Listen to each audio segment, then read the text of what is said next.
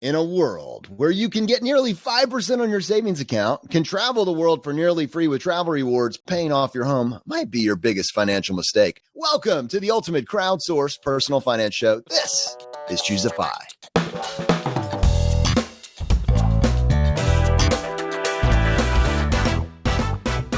All right, guys, very excited to be back on the show today. And to help me with this, I have my good buddy Brad here with me. How you doing, buddy? Hey, Jonathan, I am doing quite well. Yeah, I cannot wipe the smile off my face. It's good to have you back. It has been almost 15 months to the day and 72 episodes since you've last been on. And I have to say, it's great to have you here. I've been holding down the fort, and it's been a lot of fun. But man, this brings back some darn good memories. You've been crushing it, dude. And I got to say, it's probably nice not to do the intro every once in a while, right? Yeah, I'll take it. If you want to come on and do your kind of apocalyptic / fun intros, I'm in. I got to get like ChatGPT to make me a list of like 100 of them, just like ready to go. Just saying, all right, here's what I got for you. I wrote all these ahead of time, Brad. So now you've got to like figure out the episode to match this. Here's the 20 that it came up with. And by the way, I was using 3.5, so it's a little bit hit or miss. Have fun. A little janky. Yeah.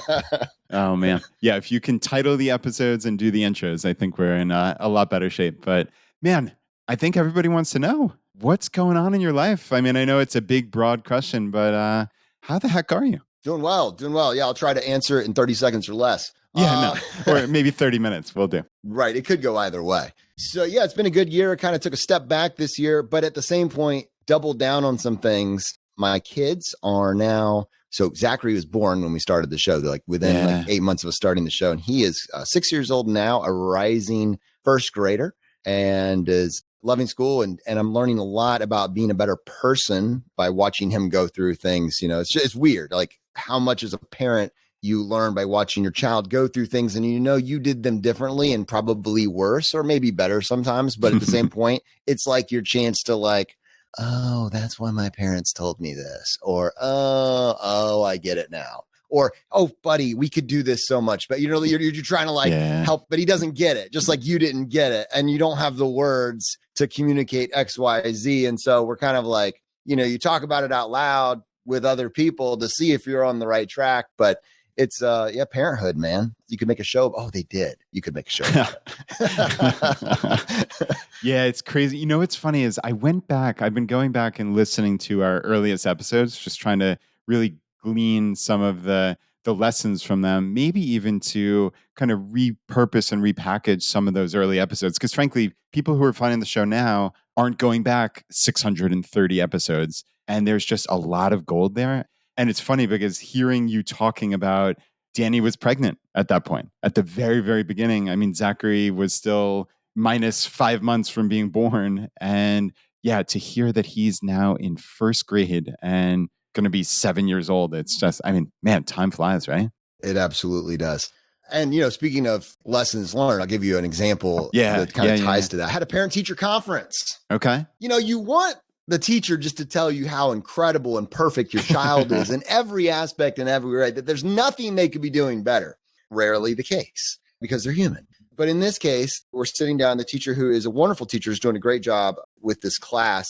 You know, just kind of talking about how my son deals with frustration and failure. You know, like I'm using that word very intentionally here. It wasn't her word, but it's just when he's working on something, even something that he can do, if he doesn't get it or he feels like he's falling behind other people, he just melts down internally and he absorbs that identity of failure and is just not able to like look forward, or really just completely shuts down. I had seen this. I couldn't tell her she's wrong or that she's missing something because I have watched my son struggle with this for the last 2 to 3 years and trying to work with him. But it's incredible how he doesn't care what I have to say when it comes to how he feels about his performance. And I'll give you just maybe 2 examples real quick. The first one was we got started with art very early on. Just learn how to draw. Just draw whatever you want. And I'll give you this is the example. When I was drawing as a kid, and I was never any good at any point in time, I would just draw everything with markers and of course, you know, or pens, and it wouldn't look like anything. And as an adult, a hobbyist trying to now go back and try again, I learned, well, obviously you're not going to make the perfect line the first time. It's going to take you a while to get the flow. It's going to take you a while to map out the shapes. It's going to take you a while to figure out where things need to go on the paper. And so you're going to want to use a pencil. Okay. But then you're going to want to use very light lines, very light fluid lines, because those lines are not going to be your final product. You are going to need to, continue to find that flow, continue to find the shape. And as you get more and more confident about what you're trying to create, you can lean in with a little more emphasis and commit those. And then you're going to go over those with a pen at some point, or colored pencils, or whatever it is you're going to use. And so I'm telling my son, you don't need to poke a hole in the paper. You just light lines, go lighter. But he wants to draw it the way he wants to draw. But then when he messes up the dog's ear, Bluey's ear, or whatever, he messes it up. He's crying about it, and he won't erase it. And he wants to rip up the paper and start. Like, that's not the point. Of course that line wasn't perfect. It never was going to be perfect. We're going to change that line 40 times, but not when you bear down with enough force to be a hole puncher. Go lighter, calm down. It's okay. You are going, and I'm now using this word, you're going to fail. And I want you to fail. If you haven't failed, it's because you didn't try. I literally spent 8 hours working, failing. And again, I'm not trying to avoid the word. You could reframe it. You could change it. Someone else. Just for me internally, it's because people just think there's some reason they shouldn't fail. You should be failing every day, all day, because it's through that process that you are going to become the person you want to be, or you're going to build the skill you want to build. So we can say it's not failure. It's you can massage the word. I say embrace the word, live on it. And if it's not happening, something's wrong. Yeah, I hear you. I think that's a tough word for a lot of people to hear, because you just bristle when you hear it. But if you can reframe it as something really positive, that's where you've got something, right? So this is the epitome of fixed mindset versus growth mindset, right? So fixed mindset says, I'm smart, or I'm this, right? And what then happens is you conform to, okay, I'm not going to go outside of my comfort zone and try to disprove this identity statement, right? So I'm not going to try something that's really, really difficult that I'm actually going to fail on, because what does that mean for my own internal identity of I'm smart, right? As opposed to a growth mindset is, there are so many things I need to learn. And like you're saying, if I'm not trying something difficult, if I'm not failing, then I'm not pushing. I'm just staying inside of my little box. And what you kind of alluded to in there for you're failing 8 hours a day. And this is actually, we'll talk about this later, but you've been working on a whole assortment of crazy Jonathan projects in terms of learning new skills and adding to your talent stack and learning how to code with the help of AI and ChatGPT. And it's honestly, Jonathan, it's like one of the most remarkable things I've ever seen. And I mean, you've been doing this kind of stuff in your own inimitable way for the 7 years that I've known you. And this is maybe the most intense I've seen you. And it quite literally is probably somewhere between 8 and 16 hours a day, where you're iterating, you're testing, you're trying. Like you said, you're failing desperately. There might be times where you spend days on something and then you realize, oh man, I've got to redo this. But that doesn't mean those last couple of days were a failure. It means you've learned a ton of things. And maybe you've learned that one cataclysmic thing that, oh man, I really can't do it that way. But that doesn't mean the next iteration is a complete bust. It means, okay, I've learned all that stuff. I've shortcutted the learning curve. And now I can get back to where I need to be and move beyond it. You don't just sit there and throw your hands up and cry about it as a failure. You pick up and you take all that learning and you move forward. And I think that, to me, is what a growth mindset is. We are living in a remarkable time. As I was kind of talking about at the beginning of the episode, something's kind of weird, kind of upside down economics. Like, all the people that purchased homes over the last 5 to 10 years, or rather maybe they purchased home 20 years ago, but they refinanced over the last 5, whatever it is, locked in rates anywhere from 2.5% to 4%. It's just a weird time where, like, the interest rate you have on your home and the interest rate that you're making from your bank account, they're so disproportionate that to sell or move or pay off your home, it's like you can calculate the financial loss that would cause. So that, that's a whole episode. We could go there, but I think maybe we'll do another show around that if we want to. But the thing is, that's not the only thing that's changed. You are living in a time where your success is only limited by your curiosity. If you are an uncurious person, you're going to find the world to be an increasingly difficult place. What I mean by that is, the world that we are moving into rewards better questions. your first question is not the better question. It's not even close. It's probably a horrible question. That shouldn't stop you from asking it. But don't be confused that because you got a question and it was the answer that you're done. Your question and questions for everything that you're doing in life should really be a gateway to more questions, to better questions. Be very careful that the questions you ask are actually what you want to know, right? Like your question could be like, we could go back to drawing and say, well, how do I draw? But you realize that there's a nearly infinite spectrum of answers to that question. And the one that you asked, well, you should probably get a pen and a pencil. Does that help you when you want to get down to the difference between values, light and dark, when you want to get into the difference between the different mediums that you can use, the different styles that you can do, if you just stop with your single, and how many of us do in every single niche, in every single space, we stop there. You can get the answer to any question that you ask. The difference between your success and others is they didn't stop with the first one. Yeah, I pulled up a quote while you were talking about that it reminded me of, which Tony Robbins had said something to the effect of, the quality of your life is determined by the quality of the questions you ask. And I just think that he packaged that a little better than I did, but he was probably saying to 750,000 people at $10,000 a seat. But yeah, I like that, Tony. Nice job. Right? I mean, I think that does encapsulate, like, it's every aspect of life, down to interpersonal communication, right? Like how you relate to people. How many people just sit there and talk about themselves? But man, when you actually want to connect with somebody or be interesting to someone else, ask them really insightful questions about themselves, about what they're up to, about the world. Like, this is the mark of a really intelligent person to me, is again, that quality of the questions you ask. So it's interesting that you brought that up here. And I think that actually is a lot of, since we are on the topic of AI to some degree, a large part of succeeding with that is literally asking the right questions. They call them prompts, but they are questions, right? That's exactly it. That's a transition. So we've been in this space for 5-6 years now.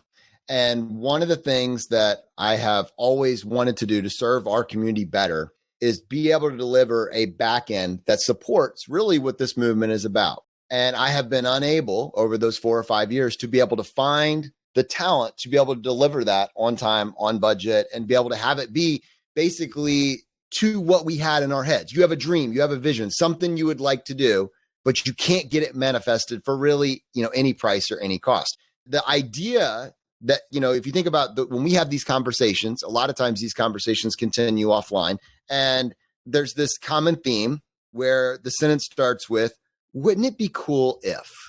Wouldn't it be cool if?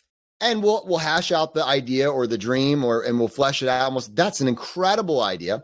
And then that dream dies on the vine because you couldn't find anybody to implement it that could do it over and over and over again. It's very frustrating. I realized at the beginning of this year that we were now at a place in time where a curious person that is constantly thinking, and wouldn't it be cool ifs, and is tenacious enough to not be afraid of failure, but just follow it down. Every problem, every failure, everything that doesn't work, track down why it didn't work. That's a new source of questions. Go to the end of that one. Is it working? Slot it in. Now go to the next part of the wouldn't it be cool if. You stack all of those together and you're willing to put in the time, you're going to create something remarkable. I think people are trying to understand the implications of, GPT and what it means for their lives. And it's going to change everything. I mean, it is absolutely going to change everything. If you right now are putting, $500,000 aside for your child to go to college for 4 years so they can stuff their head with facts for another 4 years, it's insane in light of the speed that things are moving right now. This world that we're moving into is going to reward, and it will disproportionately reward, but it will, a curious mind that's focused on implementing solutions. GPT cannot solve my problem by itself, right? Do you understand what I'm saying? We would have been willing to pay almost any price for someone that could turn our wouldn't it be cool ifs into a reality. Going to GPT and saying, wouldn't it be cool if, now do it for me, that doesn't exist. And it probably will never exist based on what I've experienced. What GPT can do and what people that learn this process can do and start to align themselves with it is, We need to position ourselves from a career track, from a whatever, to be implementing solutions, to be having a real skill that can solve a problem, to do something for a company, whether you're using GPT or whether the skill is so built in based on the tools at your disposal, you can do it. You're solving an actual problem. You're not middle management. I don't know what I do. What exactly would you say you do here? Stapler. Yeah, I mean, solving problems, Jay, that is, I think, the biggest thing you can do as an employee, as a business owner, as anything, but really even just focusing on the employee side. It's how can you make someone's life easier? How can you provide solutions? I've talked about this so many times on the podcast recently of just to be in the top 2%, it doesn't take that much. It's show up on time, basically do your work in a timely manner, and just solve problems. Actually anticipate what is the issue that my boss or the company owner or my VP, whatever it is, that they have, and how can I actually help them? I think most people are just screaming out for, can someone make my life easier? Can someone make my life better? And I think that's what you're alluding to there. But let's just take 2 steps back real quick, because I think I've gotten so many emails of, hey, where's Jonathan? Is everything great? What's he up to? And I think it's because, frankly, episode, whatever it was, 392, I think was your last episode that you're on.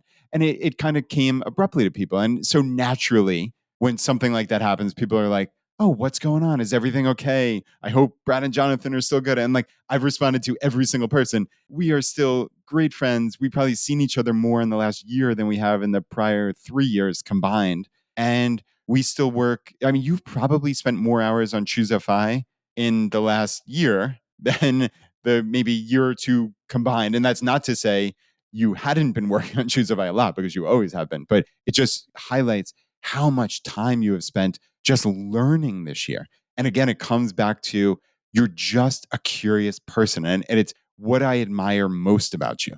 And this, what I've seen from afar, and your excited Jonathan-esque demos of, oh my God, I've got something amazing. This broke the game. You can't break the game every week, dude. It's not recovering. You do. I do.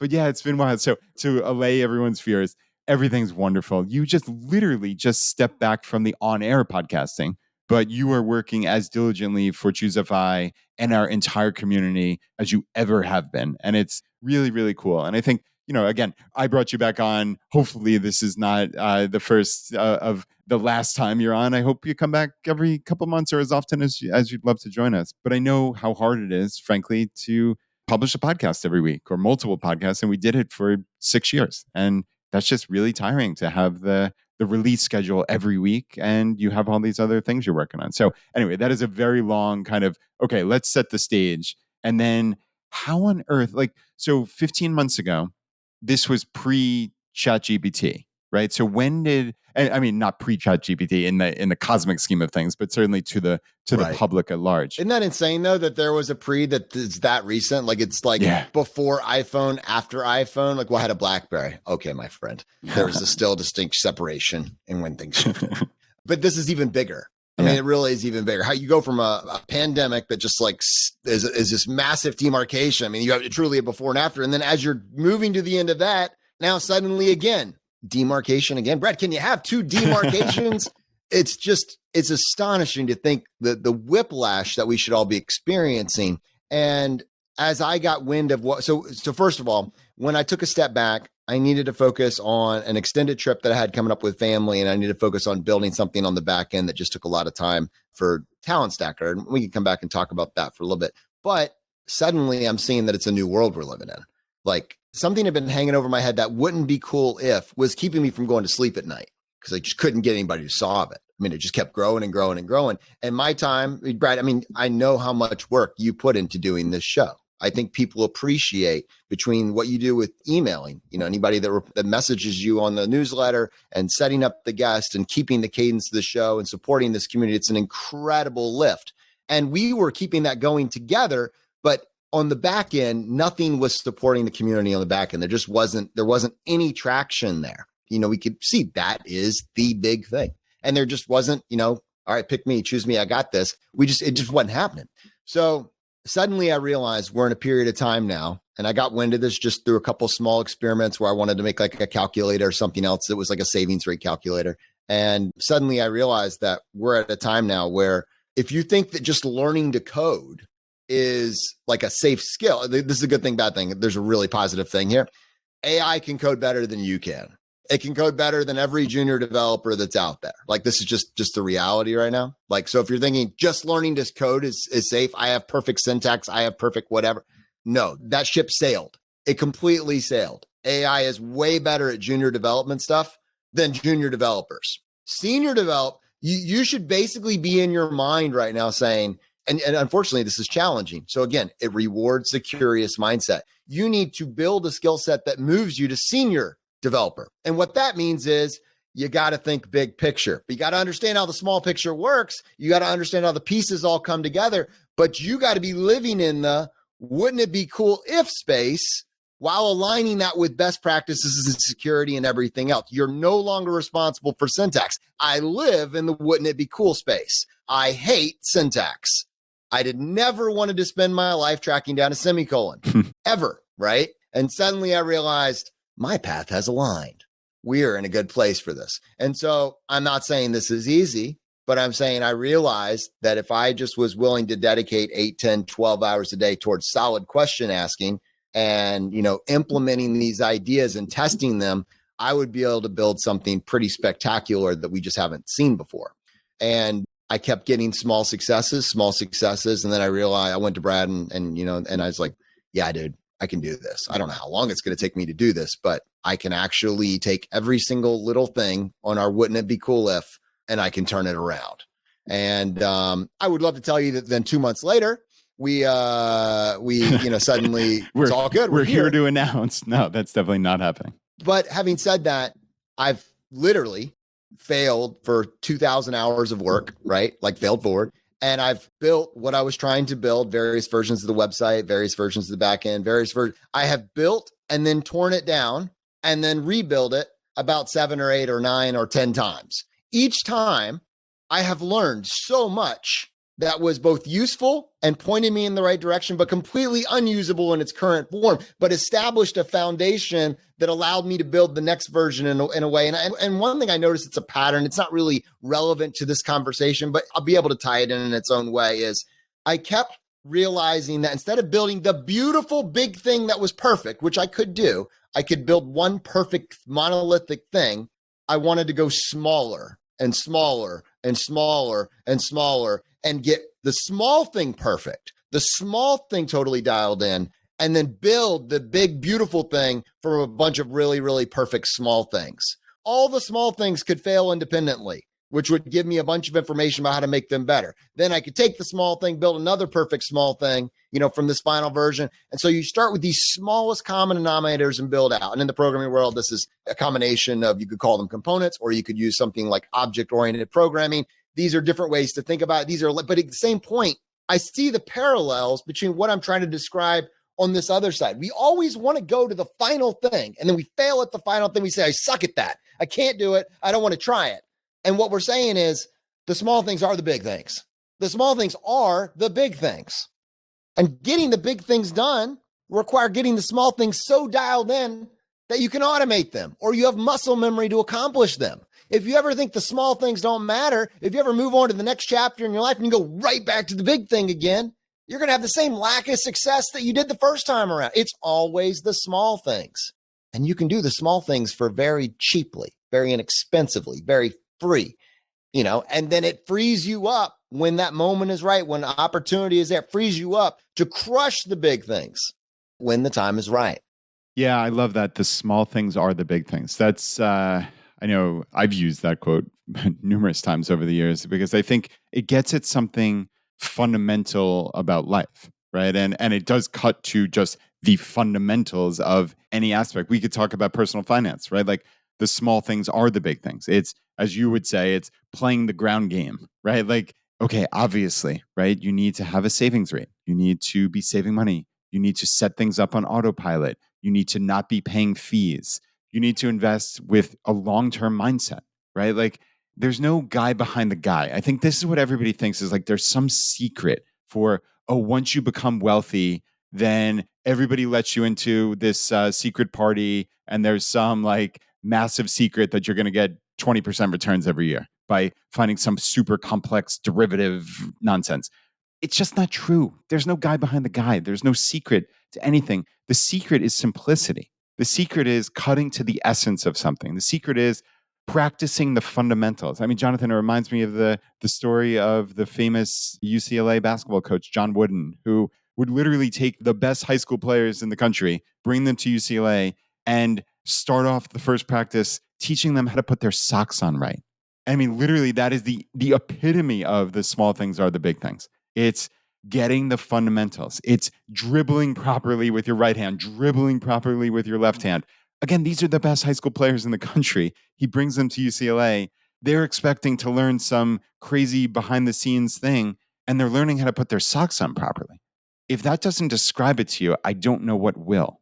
I always loved the analogy in David Bell's and Ted Orland's book, Art and Fear. Did you read that, Brad? I did not actually, no. Tell me about it. So you may have heard this, it's a parable before, I believe is my understanding of this. But basically, a ceramics teacher announces on opening day that he's dividing the class into two groups. You have all those on the left side of the studio, he said, will be graded solely on the quantity of work that they produced, and all those on the right solely on the quality. So this procedure is simple. On the final day of class, he's going to bring in these bathroom scales and he's going to weigh the work of the quantity group. So 50 pounds of pots rated an A, 40 pounds would get a B, and so on. So those graded on quality, however, needed to produce only one pot, albeit a perfect one, the big one, right, to get an A.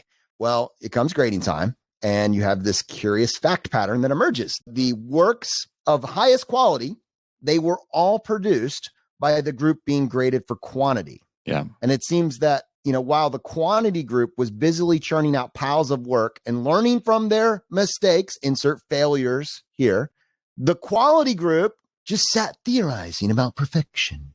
And then in the end, had a little more to show for their efforts than the grandiose theories and piles of dead clays. It's where your dream goes to die. What are you taking action on? You're gonna fail, and it's wonderful. All right, I am perfectly fine with those of you that listen to this and say, I really don't like the word failure. That's fine. You can use a different word. In my world, I'm okay with it because in my mind, I'm like, you can use it to push you forward. You're failing. Good. This is good. This is good. You just remind yourself it's good. If you don't use the word failure, use something else. And like in this calibration that I'm using, I'm probably not trying hard enough. Man, how was today? It was easy. What are you doing with yourself?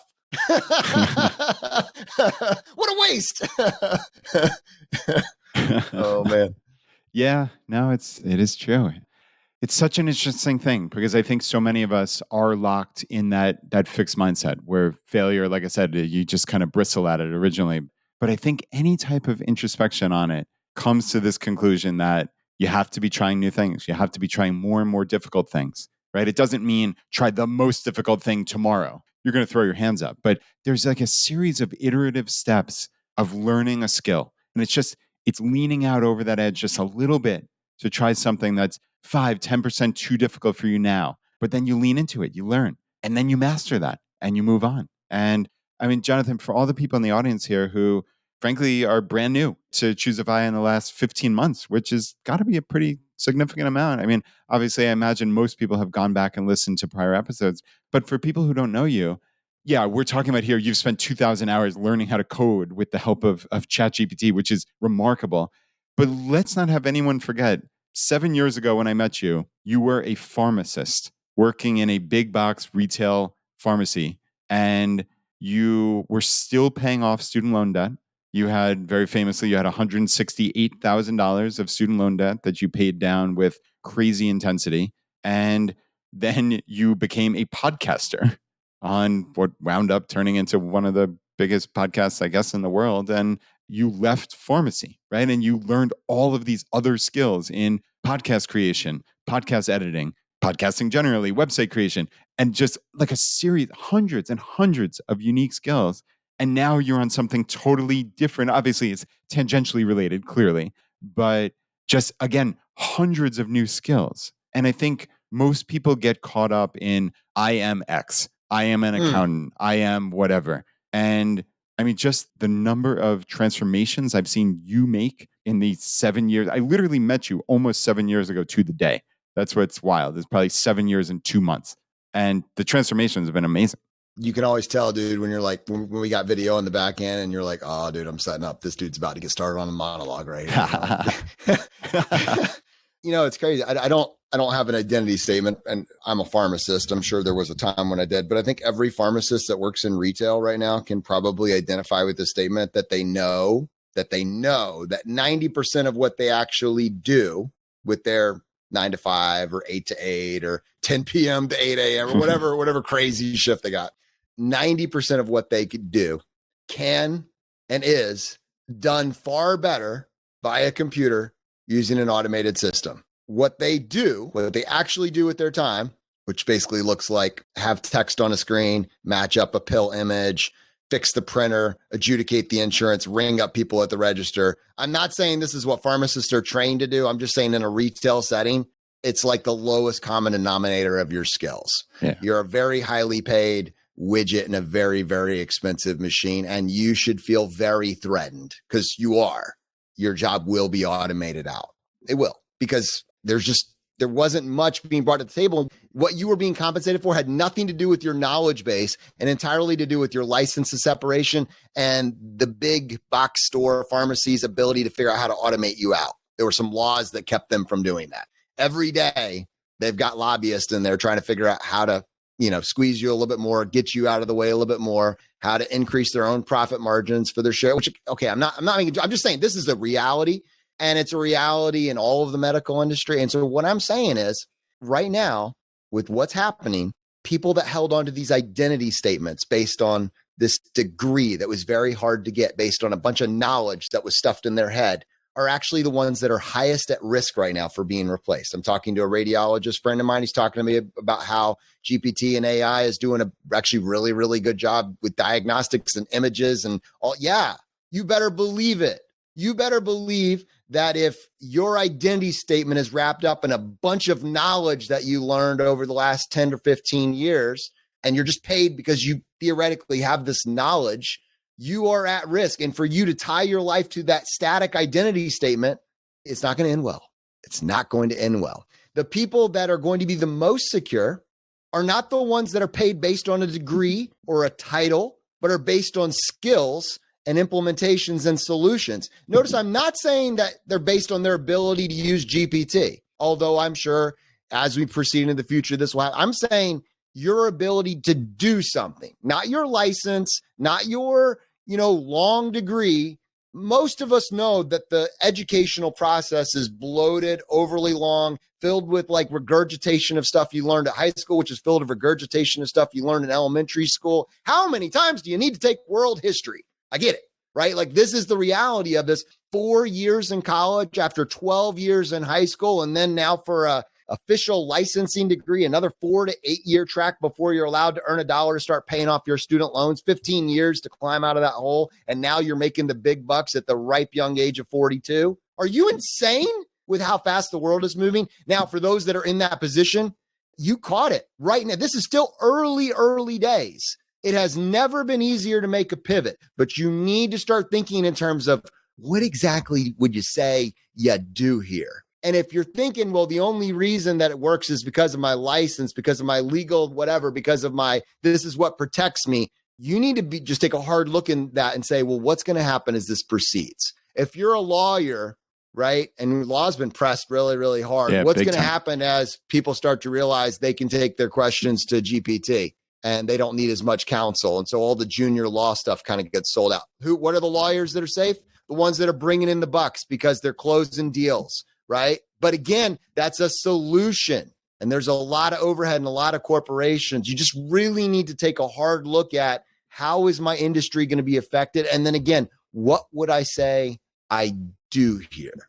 Yeah, I think to me, a lot of it is just not going off of assumptions that, right? And this is where it can be both job related or just life related. Assumptions that buying a home is the American dream or your path to prosperity or your biggest source of net worth, or that, like you're saying, going to law school is a guaranteed path to wealth. Well, anybody paying attention for the last handful of years, even before ChatGPT, have seen that. I think they call it the T14. So the top 14 law schools are like the creme de la creme. And those students are still thriving, but everybody else is languishing because, frankly, a lot of law firms are just not hiring full-time associates on a partner track like they used to. And you have people coming out of law schools that are even reasonably well-regarded law schools that are just doing hourly work for dramatically less than what they thought. And to your point, okay, you're going to, again, 12, 13 years of regular school, 4 years of college, in this case, 3 years of law school. You're coming out at 25, 26 with a boatload of debt. And you're so far in the hole. And this is not just about lawyers, certainly, but I think it's your argument about college generally is to come out 100,000, 200 plus $1,000 in the hole and then have to dig your way out before you even get, as you love to say, back to broke, back to net worth Back to zero. broke, baby. My least favorite thing you've ever said, but yet, but it's still a good one. I do. But it stuck with you, right? It like that nagging song. This is a song that it's will always not there. end. It's Yes, always I there. just did that. I went there, people. I did it. Yeah, thanks, bud.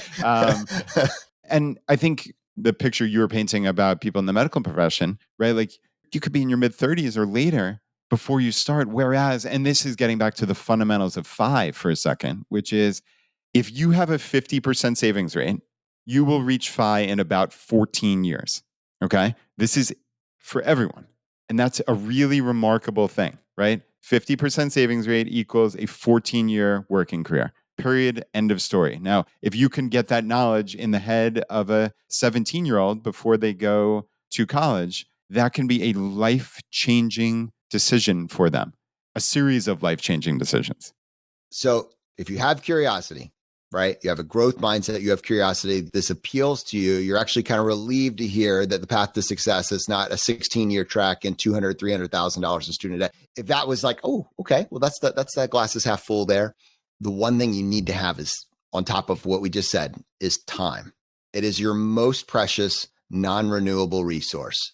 It was my advantage with what I wanted to do. I remember going to just an event that we had, and it's just kind of a meet and greet out at a barbecue or whatever. And it was just something my wife, wanted me to come to. And so I'm talking with this fella that I've seen a couple of times, and I'm telling him about what I'm working on. He's like, man, that's really cool. I think this guy has a job with really a tech company. I think even one of the big, FANG companies. And, I'm telling him how I'm building out some of these things. And he's like, man, I just don't know. I was learning Swift and I'd done that in college. And I just don't know how I would even have the time to go back.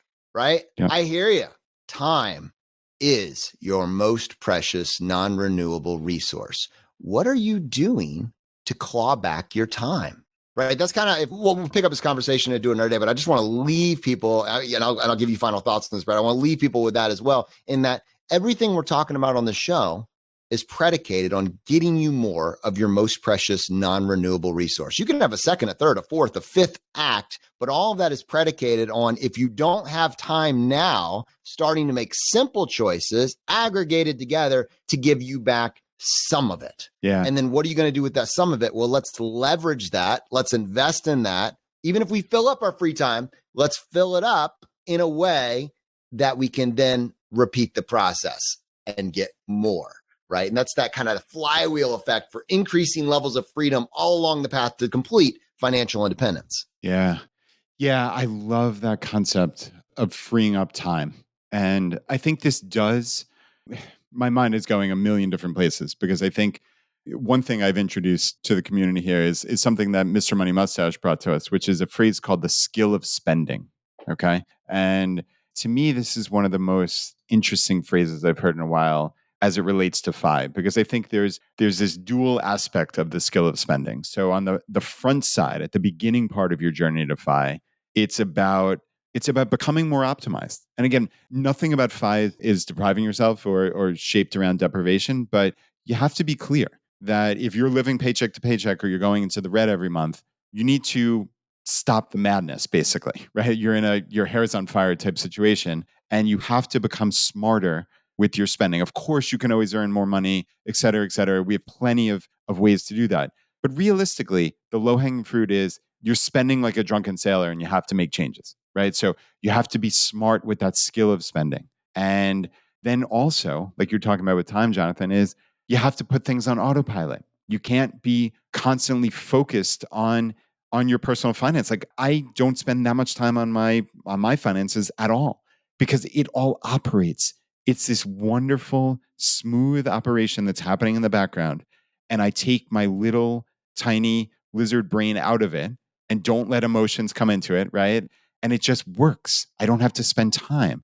But then interestingly, Jonathan, and this is something I've been talking about a lot here on the podcast the last year, is getting into this skill of spending on the backside or as you approach FI, once you've reached FI, and becoming more open with spending. And for me, a lot of it has been to free up my time. So it's so interesting that you said that in a different regard, but it's something that's so top of mind for me of, okay, look, we've talked for years about how you can save a boatload of money cooking at home. And I will go to my grave saying that. Like that is one of the absolute best ways to become optimized on that front side, the skill of spending part of FI at the beginning. Because I think people leak hundreds plus dollars a month on their food for just not being intentional.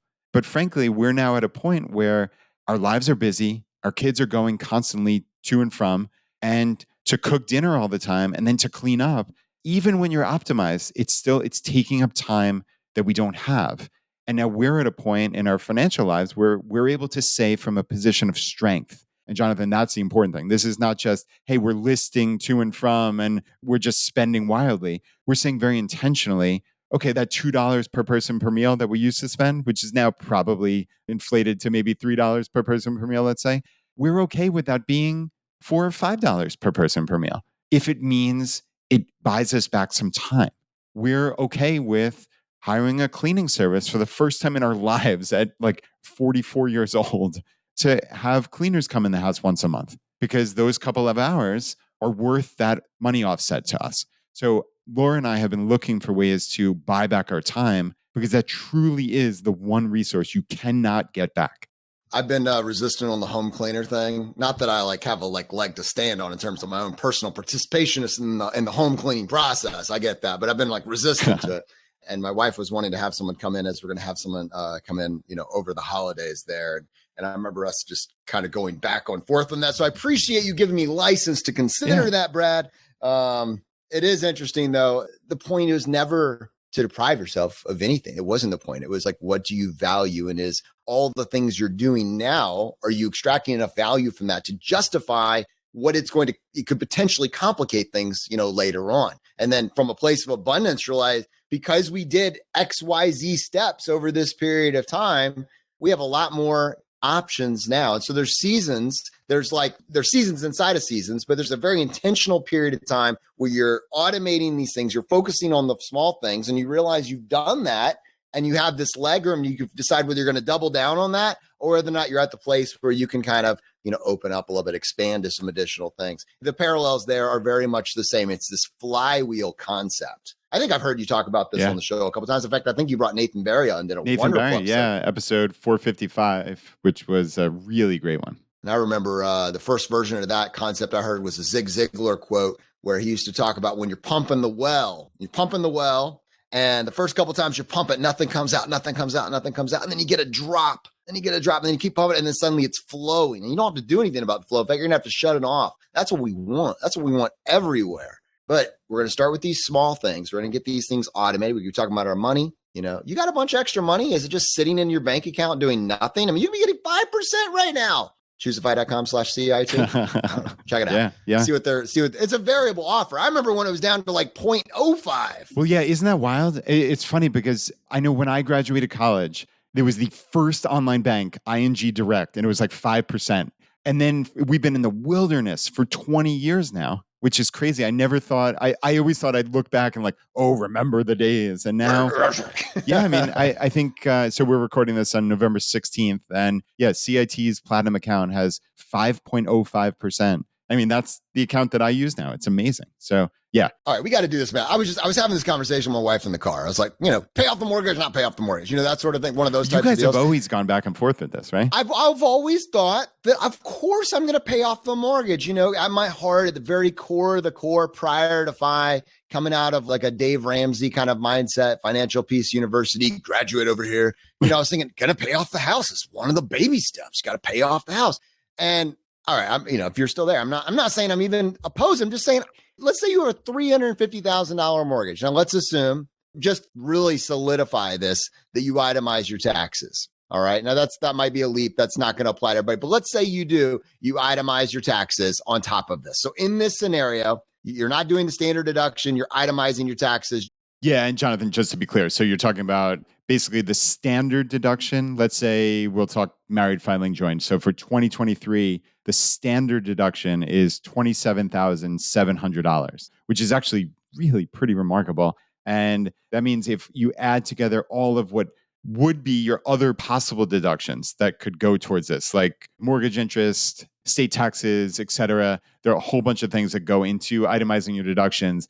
Basically, if when you add all of those things together, if it's under that amount for the standard deduction, $27,700, then you'd rather just take the standard. So forget all that other stuff, and I'll just take that standard deduction.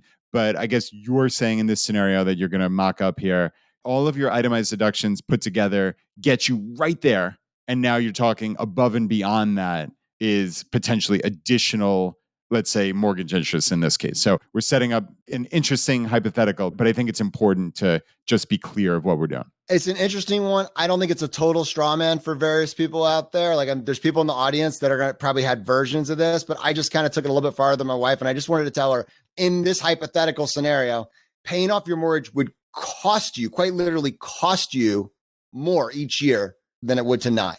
Yeah. And if I could just jump in real quick. So the big one that I left out was charitable contributions. So that goes in there. And that is realistically, especially when you're thinking about either A, tithing a significant amount, or for a lot of people in our community, the donor advised fund. If you do this very intentionally, where you put all of your charitable giving into a donor advised fund, let's say maybe you're going to put it in for a 2-year period, let's say in December or something. So, hey, for 2023 and 2024, I plan on giving $12,000 a year.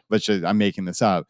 That you could put that $24,000 all in your donor advised fund, and you get the tax deduction for the entirety of it, even though you don't release the other, let's say, $12,000 that you're going to do in 2024 until sometime in 2024. You actually get the deduction when you contribute it to your donor advised fund. And Jonathan, just another reminder is one of the biggest hacks for donor advised fund that I think a lot of people forget is you can contribute appreciated stock, so stock that has an unrealized gain, and you get the deduction for the current value, and you never, ever, ever pay taxes on that unrealized gain. So this is actually just, let's dial in on this real quick because this is critical. So I remember the days when I was going to give you all a tip around the home mortgage deduction. That's all right, though, Brad. We'll go down this path instead. We'll have to come back and do another episode to talk about the mortgage deduction. Sorry to hijack it, but this is important because I've been thinking about this recently. Let's say, just hypothetically, you bought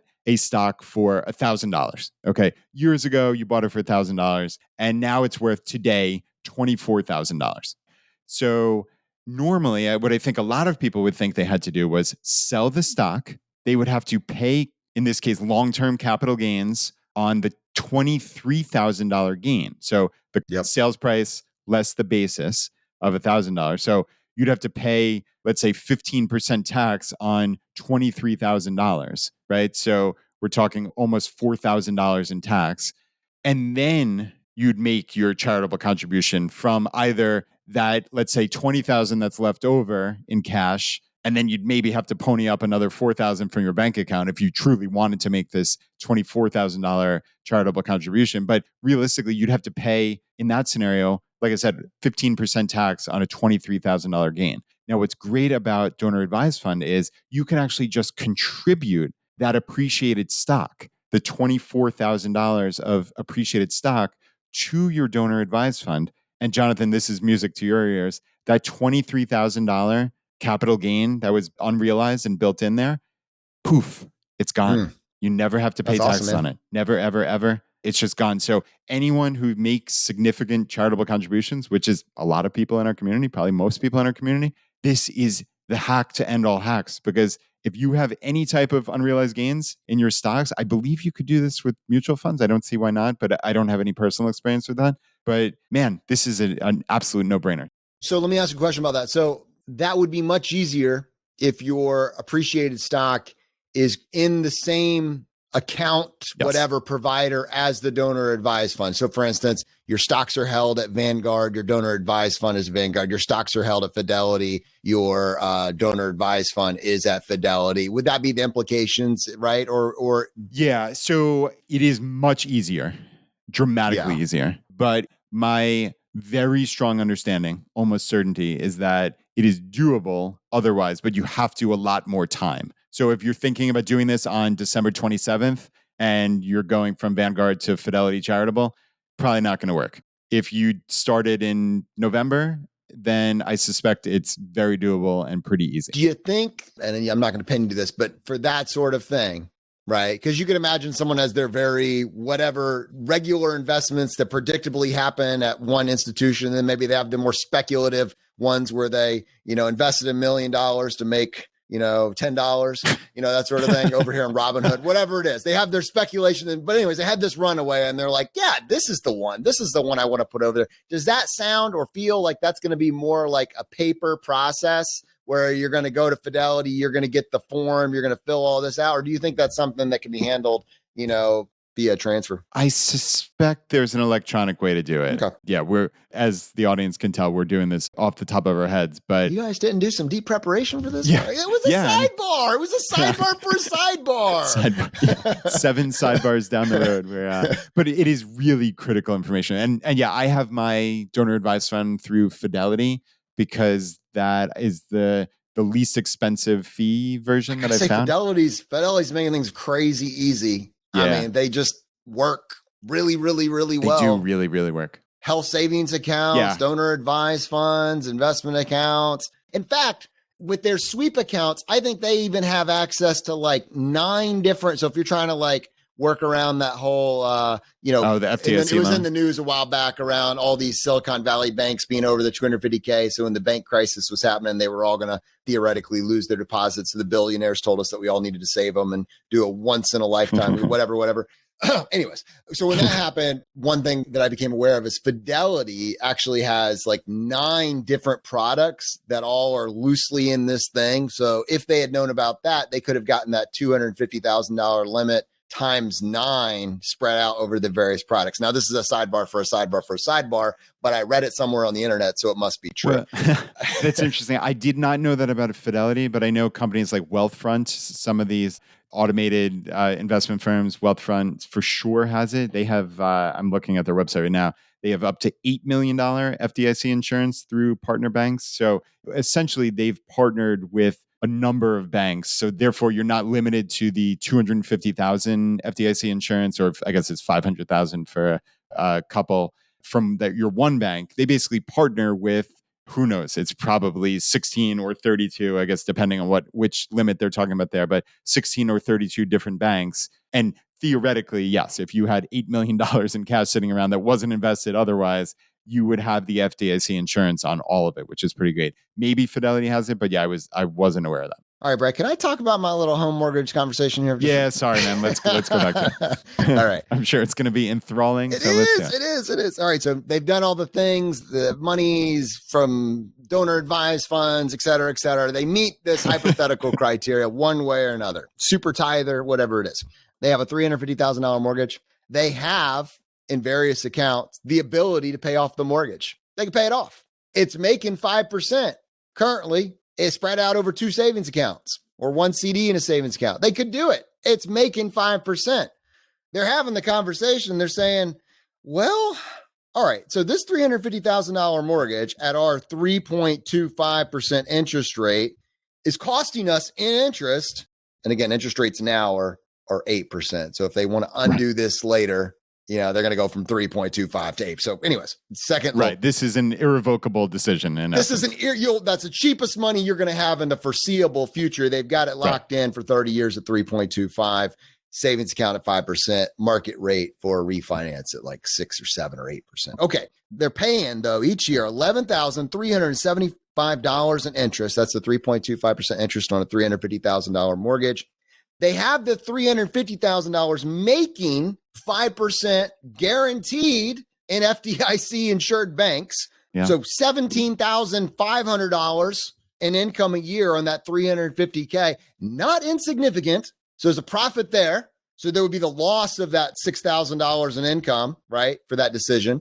But on top of that, because they itemize their deduction, super tie, their donor advised fund, whatever it is, they got a mortgage interest deduction. Their marginal rate, which, Brad, I think that would be federal and state combined, right? In this case, let's just throw something out there, but it's not hyperbole to say somewhere over 30%, maybe approaching 36. Would that be reasonable, Brad?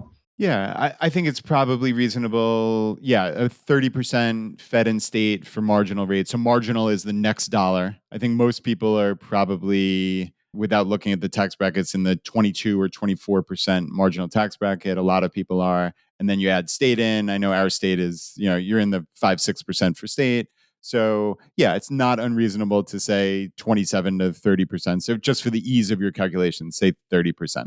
All right, 30%. I'm going to make one adjustment. And on my 30%, if they pay off that mortgage, I mean, this is now literal. They have to pay an additional, on the same income, they have to pay an additional $3,400 in taxes. Their tax burden just became $3,400 more. So that has nothing to do with what their savings rate was. That had nothing to do with the savings account. They just had to do with their tax burden, because now they don't have a mortgage on that same income, just went up by $3,400. The combination of those two decisions, that is a $10,000 a year financial swing, $10,000 of money you do not have access to, just based on this conversation, in guaranteed numbers, right? Variable interest rate on the savings account. Yeah. Guaranteed numbers, though. Right. So, Jonathan, you're saying, okay, there's two different scenarios, right? So the one is you do not pay off the mortgage. You have $350,000 sitting in this 5% interest-bearing account. So that's earning you $17,500 worth of interest income. Okay, that's guaranteed. And then you're actually getting a tax benefit on top of it because you're keeping the mortgage, right? So you're paying $11,375 of mortgage interest, which actually gets you 30% of that as a tax benefit, right? So you're getting an additional, that's $3,400 less tax you're paying that year. So you add the $17,500 of interest income plus that tax benefit, and that gets you to $20,900 of total benefit from not paying off the mortgage. Yes. Versus, hey, I'm just going to pay off the mortgage. All I'm getting is foregoing paying $11,375 in interest, basically. So it feels good psychologically, but you're costing yourself well over $9,000. Like actually costing yourself. We're not talking about the potential for future returns. In the past, it's always been what might happen now, but what might happen later. Well, the money can predict at 8% to make your XYZ. This has always been the past case, of the people that have said, don't pay. That's not what this is. This is guaranteed math, depending on what variable rates. Right. but if the rates change back to zero, you can pay it off because it's FDIC insured. I know there's someone out there that said, well, the FDIC insurance is capped at $250. You can split it over two accounts. That's what we were just saying. You can have the insurance on all of it. You can get the interest rates. It's a guaranteed equation. So you can imagine if I'm this enthusiastic, I was basically nearly there when I was talking to my wife, and she asked me to roll up the windows. And can we turn the music back on? So I take it you're not paying off your mortgage at this point? I don't think we are. I always thought I would. I always thought at some point I would. I know. But I cannot in good conscience do it. I can't in good conscience do it. You're like, well, that would be giving extra tax money to our government, and they need it right now. They can print it if they need it that much. That's on them. I'm not going to do it. Yeah. And that's obviously you're making a joke, but right. Like our responsibility as individuals is, hey, these are the rules, and you make the best decision for you and your family or whatever it may be. And yeah, like that, it's so interesting because for as long as I've known you, paying off that mortgage was top of mind, but it is very hard to justify in this interest rate environment where we are locked into these like absurdly low mortgages, and you're getting a guaranteed return just for putting it in a regular old bank. I mean, it is a wild time, personal finance wise, to be alive. I mean, this is something I never thought I'd experience. Living in the upside down. All right, my friend. Well, this has been a lot of fun to be on the show with you today. Yeah, this has been great. We had a whole laundry list of things, so maybe we do round 2. Sounds good, man. Let's we'll go ahead and start thinking about how to knock that out. Nice, awesome. All right, my friends, the fire is spreading. We'll see you next time as we continue to go down the road less traveled.